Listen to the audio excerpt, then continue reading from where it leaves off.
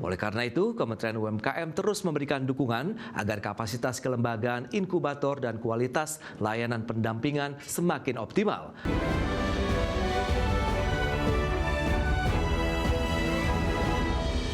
Ya, sementara itu untuk mengejar target mencetak 10 juta wirausaha baru pada tahun 2029, Kementerian UMKM terus memperkuat inkubator usaha. Deputi Bidang Kewirausahaan Kementerian UMKM Riza Damanik menyebutkan berbagai penelitian menunjukkan bahwa pelaku usaha yang mengikuti program inkubasi memiliki tingkat keberhasilan yang lebih tinggi dibandingkan dengan mereka yang membangun usaha tanpa pendampingan. Oleh karena itu, Kementerian UMKM terus memberikan dukungan agar kapasitas kelembagaan, inkubator, dan kualitas layanan pendampingan semakin optimal. Untuk memperluas jangkauan layanan, Kementerian UMKM juga tengah mengintegrasikan proses pendampingan inkubasi ke dalam platform Sapa UMKM. Langkah ini diharapkan memudahkan pelaku usaha di berbagai daerah mengakses layanan pengembangan usaha secara lebih cepat dan merata. Ya, dalam kerangka untuk yang Finfest 2026, bagaimana kita memperkuat ekosistem ini agar nantinya teman-teman yang telah melewati fase inkubasi di BINUS itu sekaligus juga bisa bertransformasi ke dunia usaha dan membuka usaha yang produktif ke depannya. Ini yang pertama. Yang kedua adalah transformasi pelatihan melalui Prokesra. Ini saya kira menjadi penting karena kita ingin melakukan upaya-upaya penguatan dan perluasan akses terhadap pelatihan-pelatihan yang diharapkan nanti ini bisa memberikan peningkatan kapasitas terhadap. Pemirsa, Menteri Energi dan Sumber Daya Mineral Bahlil Lahadalia berjanji segera memperbaiki harga gas industri untuk mencegah potensi PHK massal di sektor industri dalam negeri. Menteri Bahlil mengatakan bahwa kenaikan harga gas untuk industri terjadi pada gas alam cair atau liquid natural gas (LNG). Bahlil mengakui pihaknya terus berupaya menekan harga gas industri yang naik drastis hingga mengancam 50.000 buruh dengan PHK. Bahlil mengakui telah berkoordinasi dengan asosiasi pelaku usaha dan buruh untuk memperbaiki harga gas industri agar lebih terjangkau. Selain itu, menurut Bahlil, formulasi harga yang harus dicari tetap berkeadilan. Artinya, tidak boleh menguntungkan satu pihak tertentu saja. Kalau HGBT nggak naik, tapi kalau memang harganya dari LNG pasti naik. Tapi memang kita lagi menghitung sekarang adalah kapasitas daripada HGBT itu kan di Jawa Barat itu ada beberapa penurunan daripada sumur-sumur. Saya sudah temui juga asosiasi, saya sudah temui juga buruh. Sekarang lagi saya mencari formulasi untuk bagaimana bisa memberikan harga terjangkau, tapi juga tidak bisa terlalu dengan harga yang mereka inginkan. Sekarang lagi kita mencari formulasi ya. Oke. Ya, sementara itu Serikat Pekerja PLN mendorong sejumlah rekomendasi untuk memperkuat peran PT PLN Persero dalam sistem ketenaga listrikan nasional. Salah satunya meminta pemerintah melakukan penyusunan kembali RUPTL tahun 2025 hingga 2034 dengan memberikan peran besar negara melalui PLN dibandingkan swasta. Serikat Pekerja PLN mendorong sejumlah rekomendasi untuk memperkuat peran PT PLN Persero dalam sistem ketenaga listrikan nasional.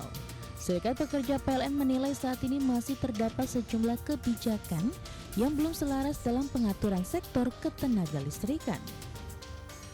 Ketua Umum Serikat Pekerja PLN Abdar Ali memastikan pihaknya akan melanjutkan perjuangan hukum terhadap rencana usaha penyedia tenaga listrik 2025 hingga 2034 di Mahkamah Konstitusi. Serikat Pekerja PLN meminta agar pemerintah melakukan penyusunan kembali RUPTL 2025 hingga 2034 dengan memberikan peran besar negara melalui PLN dibandingkan swasta. Hal ini untuk mencegah adanya pemadaman listrik yang terjadi di tanah air. Kami kawal, sehingga kami sebenarnya menggugat RUPTL dalam rangka meminta sebenarnya evaluasi kembali penyusunan RUPTL itu sehingga lebih mengedepankan peran negara di PLN lebih tinggi dibanding dengan swasta. Itu yang kami harapkan supaya kejadian pemadaman ini tahun 2016 tidak terulang ketika kebahagiaan itu dikuasai oleh swasta. Abrar menegaskan pengelolaan listrik bukan sekedar persoalan bisnis semata, namun menyangkut masa depan bangsa, sehingga perlu dikawal untuk kedepannya. Dari Jakarta, Ade Firmansyah, IDX Channel. Pemirsa, Presiden Prabowo Subianto kembali mengungkapkan kemarahannya terhadap praktek kecurangan pelaku usaha yang melakukan under invoicing atau pemalsuan dokumen perdagangan. Pasalnya, praktek kecurangan tersebut menyebabkan kerugian negara yang mencapai 15.000 triliun rupiah. Prabowo menyebutkan merujuk pada data Perserikatan Bangsa-Bangsa melalui United Nations Comtrade yang diolah oleh Dewan Ekonomi Nasional, Indonesia mencatat surplus perdagangan sekitar 436 miliar dolar Amerika Serikat dalam 22 tahun terakhir. Namun pada saat yang sama arus dana keluar mencapai 343 miliar dolar Amerika Serikat. Prabowo menilai praktik under invoicing menjadi salah satu sumber persoalan, yakni ketika sebagian pengusaha melaporkan nilai ekspor lebih rendah dari kondisi sebenarnya. Berdasarkan data yang diolah dari PBB, Indonesia disebut mengalami kerugian besar dalam jangka panjang akibat praktik tersebut. Kondisi ini turut berdampak pada keterbatasan anggaran negara untuk meningkatkan kesejahteraan publik, termasuk gaji guru dan pegawai negeri.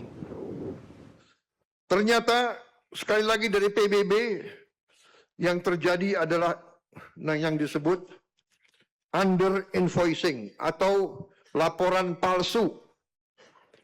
Para pengusaha itu bohong. Katanya dia jual 1.000 ton, dia lapor hanya 500 ton. Artinya apa? Artinya negara rugi. Setelah kita hitung, ini angka kembali lagi dari PBB, kita telah rugi 908 miliar dolar selama 34 tahun atau 15.000 triliun. 15.000 triliun. Parlemen Iran mengklaim akan mengelola Selat Hormuz selama masa perundingan pengakhiran perang dengan Amerika Serikat. Sementara itu, Presiden Amerika Serikat Donald Trump menegaskan Iran tidak boleh mengenakan biaya bagi kapal yang melintas di Selat Hormuz.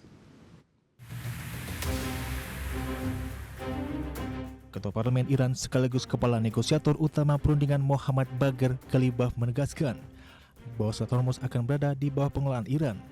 Pernyataan tersebut muncul menyusul rangkaian dialog yang bertujuan mengakhiri perang antara Amerika Serikat dan Israel melawan Iran.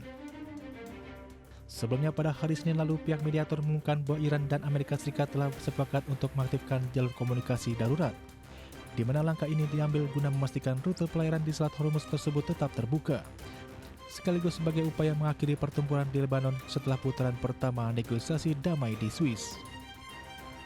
Di sisi lain, Presiden Amerika Serikat Donald Trump membenarkan bahwa Iran telah memberi kepastian kepada Amerika Serikat terkait aktivitas pelayaran di Selat Hormuz. Trump menyebut Iran tidak akan mengenakan biaya transit, biaya asuransi maupun pungutan lainnya kepada kapal-kapal yang melintas di jalur strategis tersebut.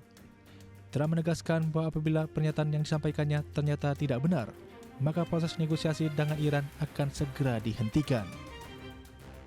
Menteri Luar Negeri Amerika Serikat Marco Rubio mengatakan, pihaknya akan menjamin kebebasan navigasi melalui Selat Hormuz dan menegaskan tak akan ada negara yang diizinkan untuk memungut biaya di Selat Hormuz. Berbagai sumber untuk IDX Channel.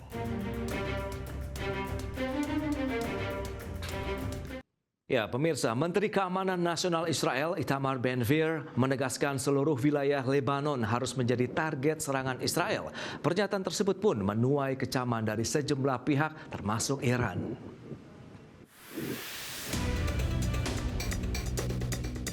Menteri Keamanan Nasional Israel Itamar Ben-Gvir menyerukan penolakan terhadap setiap upaya gencatan senjata di Lebanon dan menyatakan seluruh wilayah negara itu harus menjadi target operasi Israel. Ben-Gvir juga menolak pembedaan antara Lebanon dan kelompok pejuang Hizbullah. Ia pun mendesak Perdana Menteri Israel Benjamin Netanyahu untuk menyampaikan secara langsung kepada Presiden Amerika Serikat Donald Trump bahwa Israel menolak gencatan senjata di Lebanon. Pernyataan Ben-Gvir tersebut menuai kecaman termasuk dari Menteri Luar Negeri Iran Abbas Araghchi yang pada Jumat pekan lalu menuduh para pejabat senior Israel sengaja mendorong eskalasi konflik di Lebanon. Araghchi menyatakan kepentingan utama pemerintah Israel adalah mempertahankan perang secara permanen. Sikap keras Ben-Gvir muncul ketika perdebatan mengenai nota kesepahaman antara Amerika Serikat dan Iran untuk pengakhiran perang terus berkembang di Israel. Saat ini Israel juga masih mempertahankan kehadiran militernya di sejumlah wilayah Lebanon Selatan, termasuk di kawasan yang telah diduduki selama puluhan tahun maupun wilayah yang direbut dalam konflik sejak 2023. Bagi sumber Adex Channel.